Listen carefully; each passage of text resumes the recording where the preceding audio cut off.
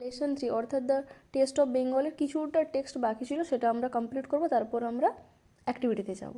তাহলে শুরু করা যাক। The family return to Kolkata in the evening. পরিবারটি সন্ধেবেলায় কলকাতা ফিরে এলো। It had been an unforgettable day for Google. এটা একটা অবিস্মরণীয় দিন হয়ে থাকলো গুগলের কাছে।